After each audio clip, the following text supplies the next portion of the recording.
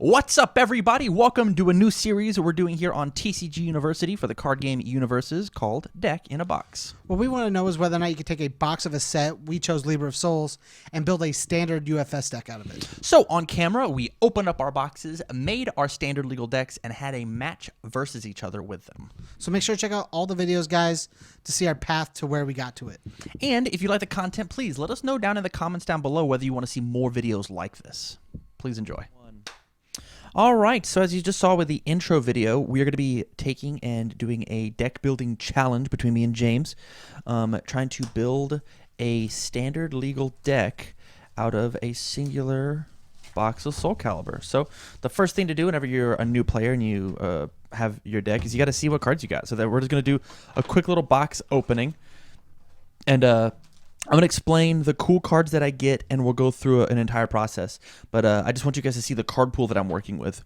So two box toppers, Maxi, and then Libra of Souls. Libra of Souls I think is going to come in handy just because it's an extra card that I get to play. It's got the infinity symbols, and it works. Both abilities work on every single character that I'm attempting to play. Maxi, not so much, just because all of his support was in the first Soul Calibur set. Maybe if we do this, we can come back into, since I have my Soul Calibur Libra of Souls box, I can go back and do my original Soul Calibur box. But I think Maxi's just going to be out, and Libra of Souls is in, just because it's a 59th card. I'm going to take and just dump out all my packs. Look at this. Look how exciting this is. Ugh. All right, let's see what we got. I'm not going to be going in crazy in depth on what each card does, more of taking a catalog of what I has.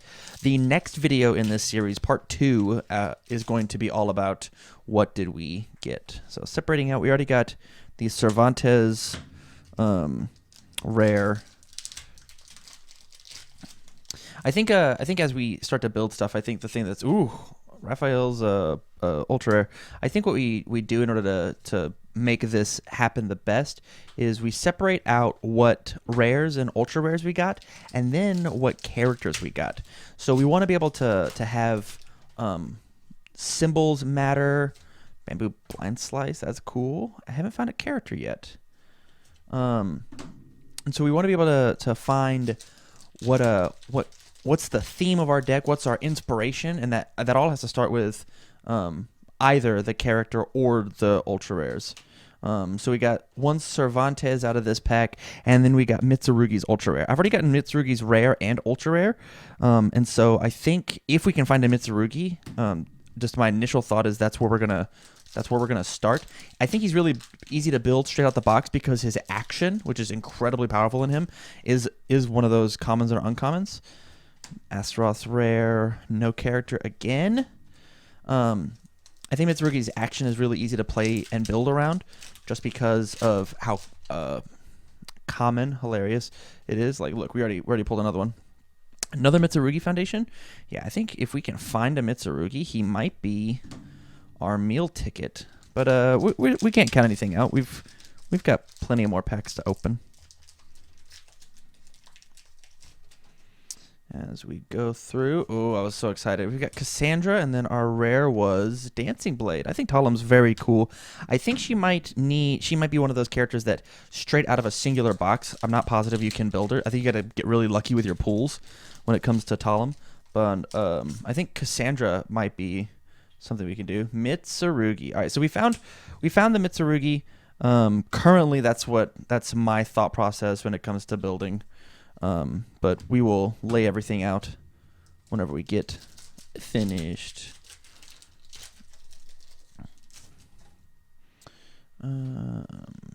Key to Humanity.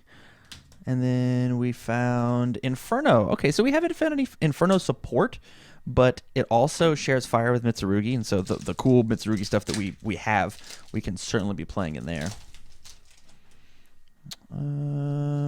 Okay. Him, and then Tira. That's neat. Make sure everything. We'll slide these over just a little bit. Make sure they stay in view. Yeah, I think Raphael might be another one if we can figure out how to pull him. Got Voldo's asset. Man, that's not amazing for our current game plan, but maybe we get a Voldo and see what we can do there. We are going to be using the standard rules when it comes to deck building. And so we are going to only have 4 ofs of everything. We are going to have symbol chaining, hard symbol chaining. And so we're not going to be doing like any sort of draft stuff because like otherwise Voldo might just be the best option, right? Second as well.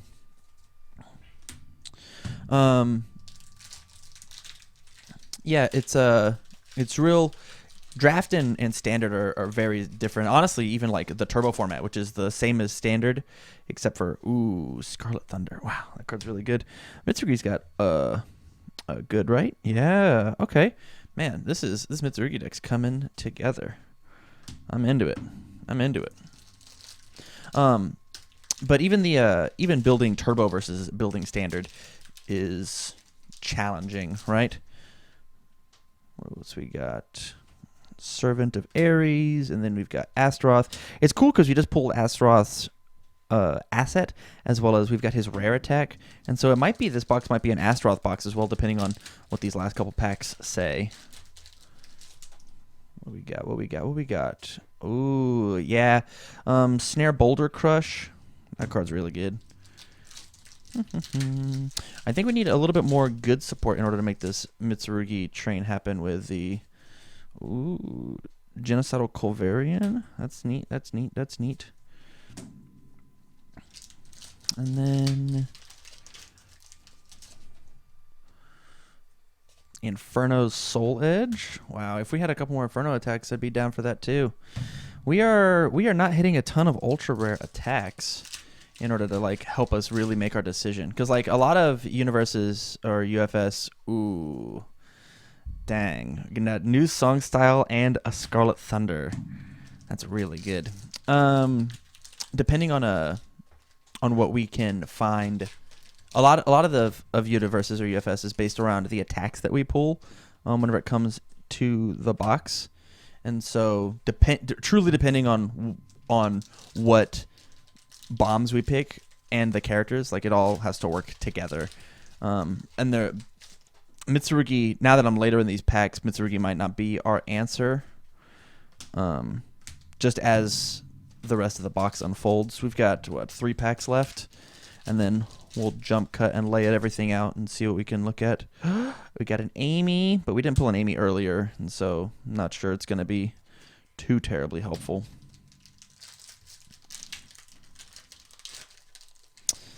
Last two packs. Hey, we got a second Amy. All right, so maybe the Amy train might be alive. Got a West Wind combo. And then our last pack. Let's see what we got.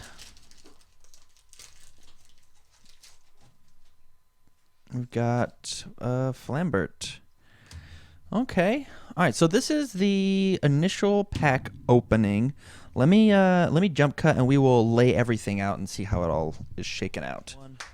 Okay, so I've laid out our characters, and from right off the bat, the characters that I'm most interested in are Mitsurugi and Cassandra. I think they might be the most support, mainly because of the fact that they share good, and we've got both.